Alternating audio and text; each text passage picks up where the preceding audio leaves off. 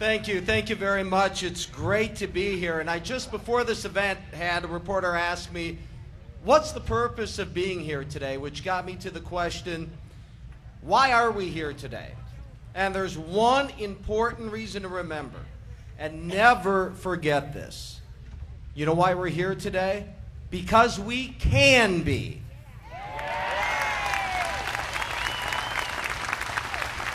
And nobody will ever stop us from assembling, gathering, and speaking our points of view.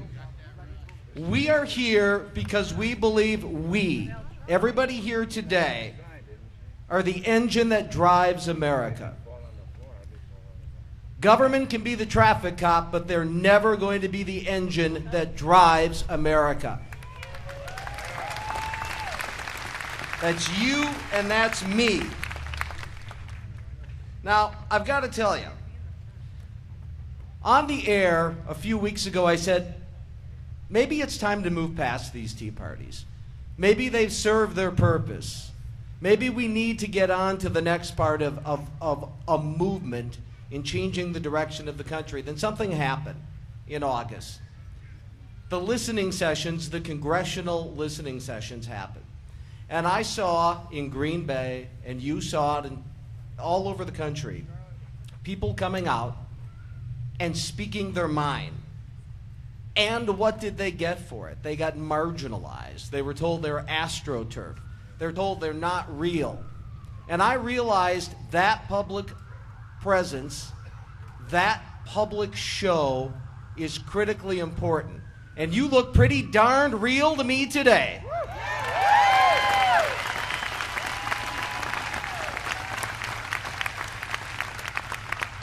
Now, why are people so angry? Why do you have that anger level, the mobs that were being referred to, and the other epithets and names that people have been called for expressing their point of view? Because they know something that you know. They know private enterprise built this country. They know private enterprise sustains this country. And they know private enterprise is the future of this country if government will just stay out of the way.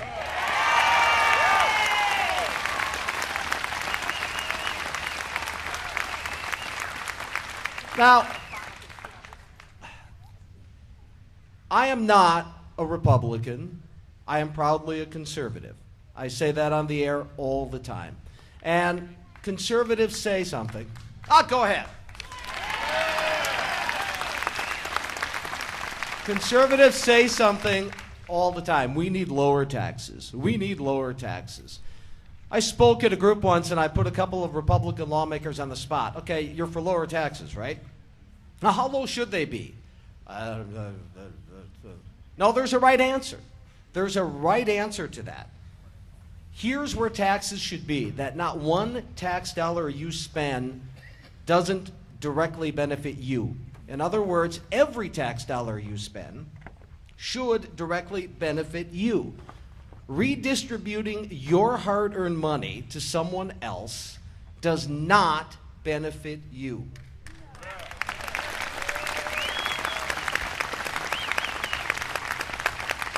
You certainly shouldn't bail out your neighbor's mortgage. You shouldn't bail out an automobile company. Certainly. And it is ridiculous to think that you should provide the entire nation with health care.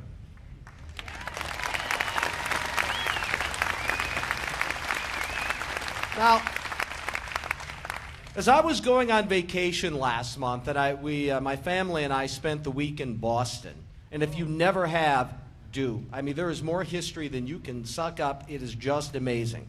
And as I was leaving town, I saw something on the news where a Republican senator fell into a trap. He was asked whether health care is a right or a privilege.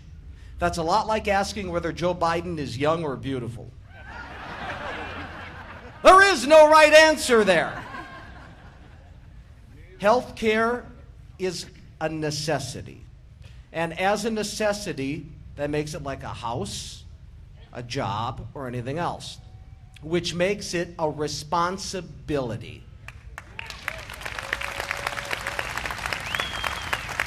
I have the responsibility to feed my kids. I have the responsibility to make sure they have a roof over their head. And I have a responsibility to make sure that they are well. That is my job, my responsibility, and not the government's.